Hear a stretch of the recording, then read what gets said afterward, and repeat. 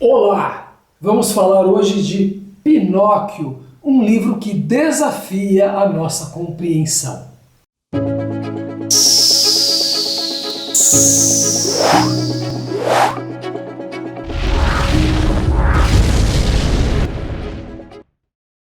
Olá, eu sou Antônio Sampaio Doria, escritor, autor de A Virada de Tia Anastácia, um livro que está à venda na Amazon. E agora eu vou falar de Pinóquio, por quê? Porque é um livro que desafia a nossa compreensão. Há muitas maneiras de interpretar esse livro, mas eu acho que a gente deve começar primeiro esclarecendo, tirando o pó a respeito deste livro, que não é igual ao filme da Disney, nem é igual ao filme agora do Guilherme Del Toro. Em primeiro lugar, o Pinóquio não é um boneco que o Geppetto fez e depois ganhou vida. Ele já tinha vida antes, ele já tinha vida ali no tronco. E ele começa nas mãos de um marceneiro, o mestre Cereja. Depois é que ele passa para a mão do Geppetto. Quer dizer que o Geppetto é uma espécie de pai adotivo desse ser que já existe. O nariz que cresce quando ele mente. No livro, o nariz cresce em outras ocasiões também. Não apenas porque ele mente, em outras ocasiões. Então, não é apenas um símbolo da mentira. Essa coisa que ele queria ser um menino de verdade, não é isso que ele diz. É a fada que diz para ele que ele deveria ser um menino de verdade. A única coisa que ele diz é que ele queria crescer, que ele estava cansado de ser pequeno. E Pinóquio, o que significa Pinóquio? Tem aí nessa palavra, a palavra olho, seria o olho do pinheiro. Mas é como se a gente falar que a madeira tem um nó, ele está se referindo a esse nó. E é muito interessante que tenha um olho, porque ele é um menino com muita curiosidade, ele quer conhecer o mundo, ele quer ver as coisas. Ele tem olhos de curiosidade. O espaço em que se passa essa história, a Itália. A Itália, no momento que ela estava se unificando, se integrando como um país. E a primeira frase do livro em que ele fala: eu vou falar de um rei? Não vou falar de um rei. Isso é bastante irônico. Por quê? Porque o rei, nessa época, já não era tão importante. E o tempo? É 1880. E vão se passar 3 anos durante essa narrativa. Para uma narrativa infantil, isso é bastante. Isso mostra que é importante para esse personagem ter o tempo para crescer, para se desenvolver. Eu costumo ver outros vídeos, ver o que as pessoas estão falando, e aí tem gente que fala: não, este livro aqui não é adequado para crianças. Não. Quer dizer que depois de dezenas de filmes que foram feitos, desenhos animados, um monte de coisas, aí eles vão dizer que não é adequado para crianças. Imagine quando escreverem um livro adequado para crianças, então. Na verdade, a pessoa diz isso porque tem uma cena em que a fada aparece, a menina aparece, dizendo que está morta e que está esperando o caixão. Só que as crianças adoram esse tipo de coisa. E tem até um vídeo aqui meu que fala de contos de assombração para crianças. Eles adoram. Eles gostam muito de histórias de medo, de terror, e não se importam que se fale de morte. Agora, tem coisas nesse livro que a gente não pode negar. Primeiro, ele é um conto, uma história admonitória. O que é isso? Em inglês seria cautionary tale, quer dizer, uma história que dá alertas, avisos para o personagem e para o leitor. Não haja desta forma, porque você vai correr perigo. Isso, você vai se dar mal.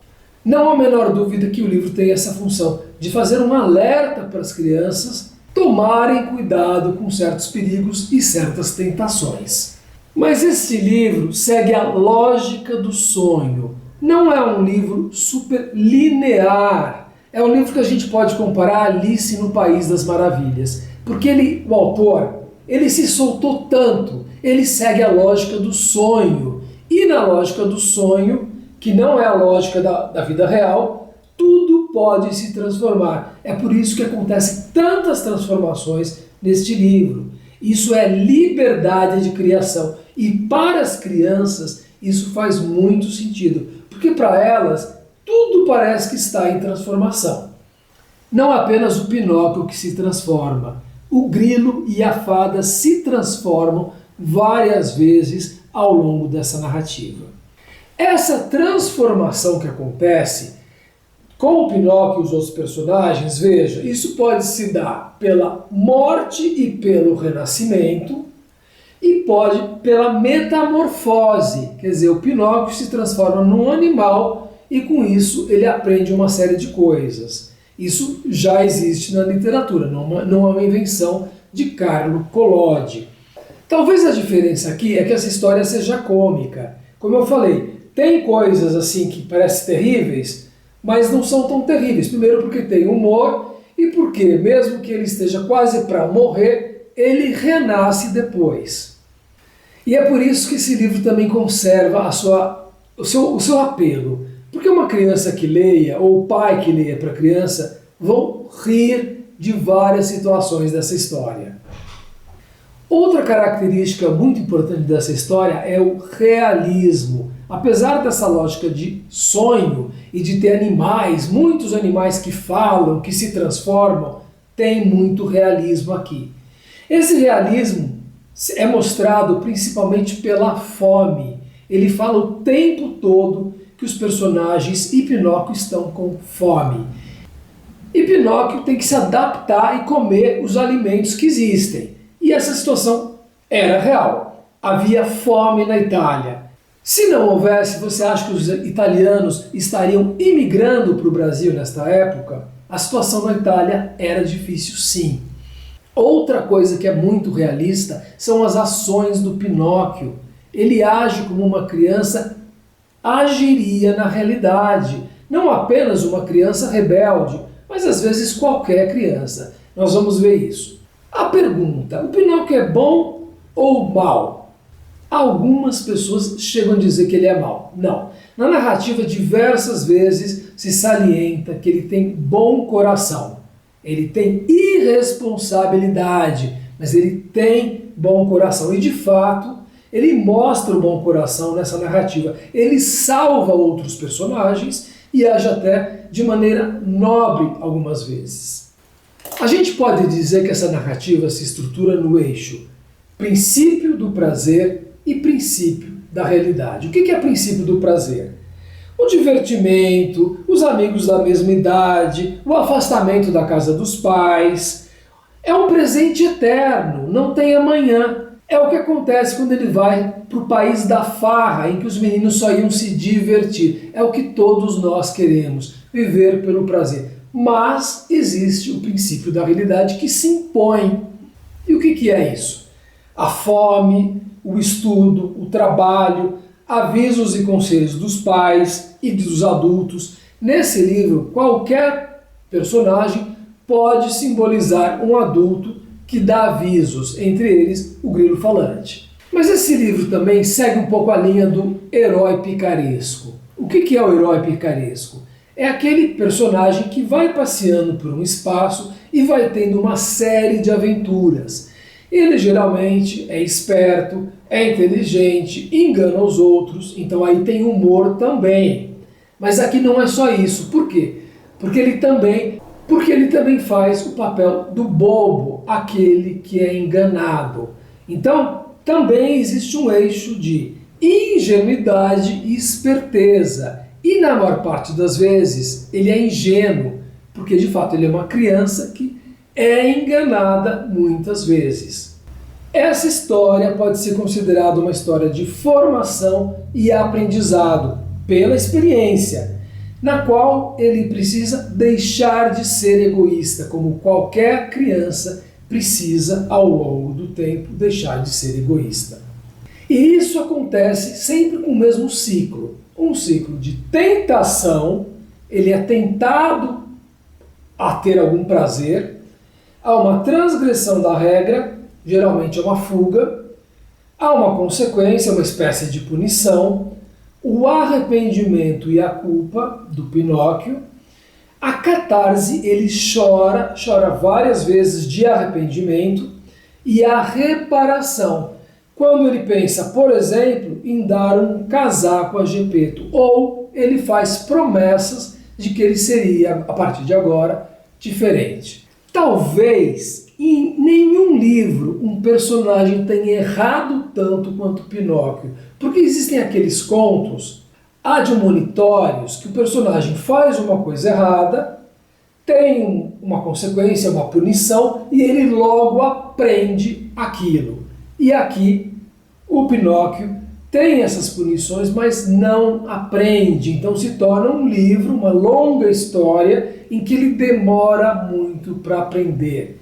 E talvez a graça seja essa, porque é real. Uma criança não aprende rapidamente que aquilo é errado. Nós não aprendemos rapidamente que alguma coisa é errada. Então eu acho que nesse aspecto também é mais realista. Ele erra muitas vezes, até no fim poder acertar. Também tem uma evolução nessa história, natural. Mas veja que simbolicamente é uma evolução de um ser que é vegetal, passa por metamorfoses animais, vira um animal em certo momento, para depois se tornar humano. Então é um ciclo, vegetal, animal, humano. E também é uma história com muita antecipação, por aviso ou por intuição. Muitas vezes os personagens avisam que vai acontecer uma coisa ruim, que vai ter consequências negativas. E às vezes o próprio Pinóquio tem intuição de que algo ruim pode acontecer. E ele continua e vai em frente. Isso é real, é realista também. A gente muitas vezes sabe que alguma coisa pode dar errado e a gente vai em frente e quebra a cara. Bom, então eu vou falar do livro, mas de uma forma resumida, porque tem muitas aventuras aqui. Na primeira parte, que vai até o capítulo 15, na minha opinião, o que acontece? Pinóquio age inicialmente como uma criança mesmo. Como eu disse, ele já tinha a vida dentro da madeira, ele estava com um carpinteiro, mestre Cereja, e aí o Gepeto vem e pede um pedaço de madeira. O Gepeto queria fazer uma marionete para viajar o mundo e ganhar dinheiro. Aí você fala, então ele queria ganhar dinheiro com a marionete? Sim, como se muitas vezes se dizia, eu quero ter filhos para me ajudar na velhice. Então a gente precisa lembrar que esta época era outra. Mas à medida que o Gepeto vai criando o Pinóquio, ele já começa a dar chutes. É tipo um bebê que faz assim, vai dando chute, faz chacota, chama ele de polentinha. Como é que Pinóquio poderia saber que ele se chamava Polentinha, quer dizer, era um apelido que ele tinha que ele não gostava? Como eu disse, a história não segue uma lógica realista. Assim que pode, Pinóquio sai correndo de casa. E isso me lembra, quando eu era criança, a minha irmã, 3 anos mais nova que eu, quer dizer, eu devia ter 7 anos e ela 4, ela fugia de casa. Sim, algumas crianças fogem de casa. Quando o Gepeto vai atrás dele, Gepeto percebe que ele não tinha orelhas, ele não tinha feito as orelhas, quer dizer, é um erro do próprio Gepeto, o fato de que ele não estava ouvindo naquele momento. E aí Gepeto é preso, mas assim, é um mal entendido, na verdade. E aí Pinóquio volta para casa e encontra o grilo que fala verdades para ele, ele não gosta de ouvir essas verdades, pega o martelo de madeira, joga assim, acerta o grilo e mata o grilo. Não muito de propósito, mas como a gente sabe, esse grilo vai reaparecer porque ele simboliza a consciência. Então essa consciência inicial de um adulto que fala, não, você está agindo errado, você está agindo muito errado, ele não quer ouvir isso. Nenhuma criança quer ouvir isso. Quando o Gepeto, enfim, volta, tem a situação das peras, que eu acho muito engraçado. Ele estava com fome. Então, Pinóquio não era apenas um boneco de madeira. Ele já tinha características de menino desde o começo. Era uma mistura, né, de boneco e de menino. É uma maneira também simbólica de dizer que ele teria que evoluir. Gepeto dá as peras para ele e ele fala, não, se você quiser que eu coma, você tem que descascar as peras. Quer dizer, típico de criança. Eu quero exatamente dessa maneira, senão eu não como. Mas no fim ele come, e come até as cascas e os talos. Por quê? Por causa da fome. A fome que vai estar presente no livro todo. Aí sim que começa a irresponsabilidade dele, porque Gepeto vende o seu casaco para comprar a cartilha, Pinóquio agradece, percebe que ele fez um esforço, mas quando sai para ir à escola, ele é tentado a ir para o teatro de marionetes, e aí ele vende a cartilha. Então aí que começa a irresponsabilidade mesmo dele. No teatro de marionetes, o dono, o Cospe-Fogo, parece muito bravo, tem uma barba preta e parece que vai ser o vilão da história e vai querer queimar o Pinóquio como lenha. Mas o Pinóquio faz um pedido, chora, tal, ele se compadece e ele não é queimado. E Pinóquio ainda pede pela vida da outra marionete que seria queimado. Quer dizer, ele mostra que ele se preocupa com os outros. Tem diálogos muito engraçados que eu vou ler aqui. Cospe-Fogo chamou Pinóquio à parte e perguntou a ele: como se chama seu pai? Gepeto. De que vive? De pobreza. Ganha bem? Ganho bastante para nunca ter um centavo no bolso. Imagine que para poder comprar minha cartilha escolar teve que vender o casaco do corpo. Um casaco que era puro retalho. E esse Cospe-Fogo também vai agir como uma figura paterna, porque dá 5 moedas de ouro para ele. E isso cria aí o trampolim para a próxima aventura, que é a raposa e o gato, que são os golpistas, que já sabem o nome dele, que percebem que ele pode ter dinheiro, que querem roubá-lo. E aí vão dar um golpe nele, dizendo que ele poderia plantar as moedas e as moedas dariam milhares de moedas no dia seguinte, como se fosse um pé de feijão milagroso. É uma parte engraçadíssima também, porque Pinóquio ingênuo não percebe toda a malandragem deles, o gato repete tudo que a raposa diz, fica evidente quais são as intenções dele, mas para o personagem não é evidente, é por isso que é muito engraçado. E eu penso assim, será que para uma criança pequena, será que ela vai perceber essa malícia desses personagens? Pinóquio ainda vê a sombra do grilo falante, que também dá um aviso, mas ele não quer ouvir. No fim, a raposa e o gato, apesar de terem esse plano aí de multiplicar as moedas, resolvem bancar os assassinos. Eles ficam encapuzados, encontram Pinóquio à noite. Tem uma parte muito engraçada porque ele esconde as moedas de ouro na boca. E quando eles falam do Gepeto, aí ele fala, não faço nada como meu pai. E aí ele revela que tem as moedas. Esses bandidos perseguem ele e ele encontra a famosa menina dos cabelos turquesa, que é a fada que vai se transformando ao longo da história. E aqui tem aquela situação que algumas pessoas acham que é pesada demais, porque ele encontra a casinha branca, nessa casinha tem uma menina dos cabelos turquesa, ela diz que já está morta e está esperando o caixão. E aí vem os golpistas, dão facadas nele, a faca se quebra porque ele é de madeira muito dura e eles resolvem enforcar o Pinóquio. E aqui seria o fim da primeira parte, porque nesse momento, supostamente, o Carlo Collodi teria terminado o livro e depois ele continuou escrevendo. Mas veja que aqui não tem um final muito claro. Eu acredito que ele tinha sim a intenção de continuar depois, porque é difícil você ter uma história em que o personagem morre e não acontece mais nada e não tem nem mesmo uma moral da história.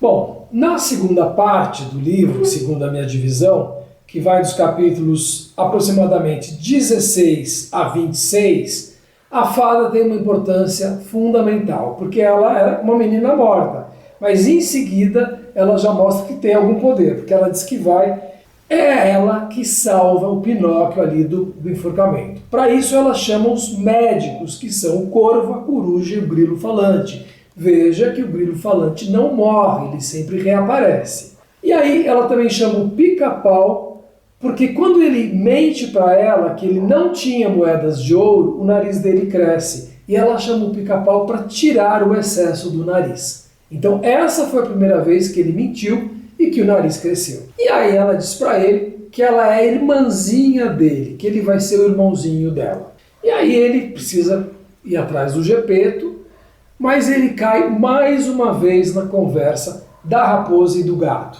se deixa enganar por eles, é roubado, as 4 moedas que ele ainda tinha, porque ele tinha gastado uma moeda, eles levam, e ele ainda, quando vai dar parte deles para o juiz, que é um gorila, ele é preso. Aí você fala, por que ele é a vítima e ele é preso? Veja que tem aqui uma ironia, a justiça da Itália. A Itália é o país da máfia, que sempre existiu. E ele ainda fica um tempo nessa cadeia, mas quando ele sai, ele cai mais uma armadilha por causa da fome. Ele, morrendo de fome, vai pegar umas uvas, é preso numa armadilha daquelas que fecha assim na perna, e ele tem que fazer o papel de um cachorro e defender o galinheiro. Veja aí a metamorfose. Não chega a ser uma metamorfose completa, mas ele tem que fazer o papel do cachorro. E nesse caso, ele se sai bem, ele consegue enganar as fuinhas que aparecem ali para pegar as galinhas. Quando ele vai atrás da menina dos cabelos turquesa, ele vai naquela casinha e vê o seguinte, vê um túmulo ali. Aqui jaz a menina dos cabelos turquesa, morta de dor por ter sido abandonada pelo seu irmãozinho Pinóquio. Mais uma morte nessa história. Só que como depois ela vai aparecer, quer dizer, ela não morreu, isso é uma maneira dele se sentir culpado, porque ele tinha sumido ali por um tempo. E em função disso, ele chora a noite inteira. E depois ele vai ficar sabendo que o Gepeto foi para a praia, saiu num barquinho ali na praia, mas foi comido por um tubarão gigante. E mais uma vez ele sente fome. E aí tem até uma pessoa que oferece para ele um trabalho, olha, se você puxar minha carroça, eu te dou uma moeda. Ele, não, eu não sou burro de carga, quer dizer, ele não quer trabalhar. E aí vem uma moça que diz, se você carregar essa água aqui para mim, até minha casa, eu te dou uma refeição. Bom, nesse caso ele acaba aceitando, e essa moça era mais uma vez a fada. Veja que fada significa fado, significa o destino. É ela quem está controlando o destino dele até certo ponto aqui. E ela diz para ele que ela cresceu, ela diz, e agora ela pode ser a mãe dele, ela vai ser a mãe dele. E ela insiste muito que é importante estudar, e nesse caso ele aceita e estuda, vai para a escola e estuda sim.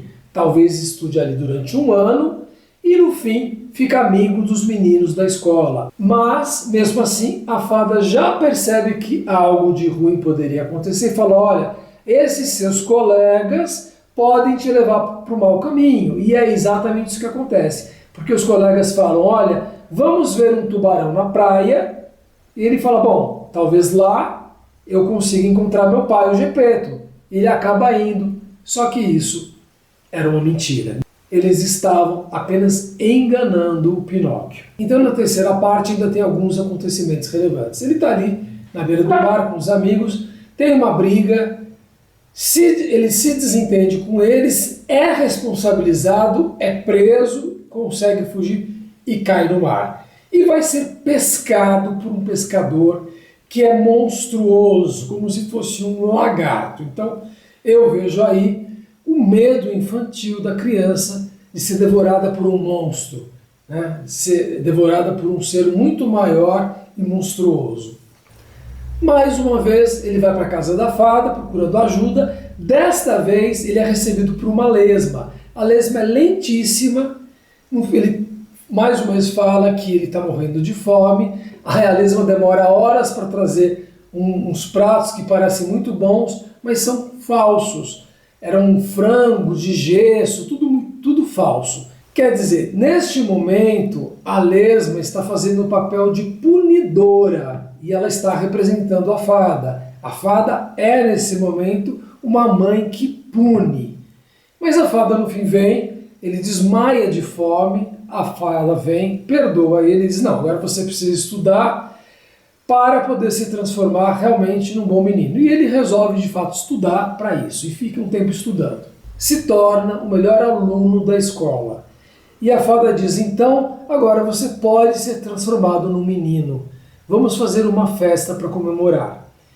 E a fada diz, vamos fazer uma festa em que vai ter café com leite e pão com manteiga. Gente, veja como era a situação da Itália nesta época. A festa ia ter café com leite e pão com manteiga. E ele vai convidando os colegas, um deles diz: eu não posso ir para a sua festa, porque eu resolvi ir para o país da farra. E começa a falar maravilhas desse país, que lá ninguém precisa estudar, que é férias o ano inteiro, que todos os dias são dias de folga. E ele fica maravilhado com isso. Quer dizer, mais uma tentação que ele deveria resistir. Ele não consegue resistir. Vai atrás do amigo, vem a carroça com os burricos, ele morre de vontade e acaba indo para esse país da farra. Mais uma vez ele passa um tempo longe e agora se divertindo muito nesse país da farra. Só que aí nascem as orelhas de burro. E ele percebe que ele vai se transformar num burro. Ele e o amigo dele se transformam em burros. Ele é vendido para um circo, tem que fazer um espetáculo no circo. Nesse espetáculo ele cai, quebra a perna, não pode continuar e é vendido apenas pelo seu couro. E aí, para tirar o couro, esse novo dono joga ele no mar. Foi transformado num animal, como eu falei, vegetal, animal, para depois se tornar um humano. Quando ele é jogado ali no mar, parece que a fada intercede a favor dele, porque vem os peixes comer o burrico. Mas no fim sobra o Pinóquio, quer dizer, tem mais uma visão com a fada, que agora é uma cabritinha branca, só que ao mesmo tempo tem os pelos turquesa, é a fada mais uma vez, e ele é engolido pelo tubarão. Só que ele encontra o Gepeto dentro da barriga do tubarão. Era um tubarão imenso, como vocês podem imaginar, e o Gepeto estava lá dentro do tubarão há 2 anos. Mais uma vez, a esperteza do Pinóquio funciona, eles conseguem escapar da barriga do tubarão. Só que agora, Gepeto está muito doente. Ele vai procurar um copo de leite para o Gepeto. Quando ele encontra alguém que pode dar o leite, ele, na verdade, tem que trabalhar para conseguir o leite. E aí ele começa a trabalhar para o Gepeto sarar.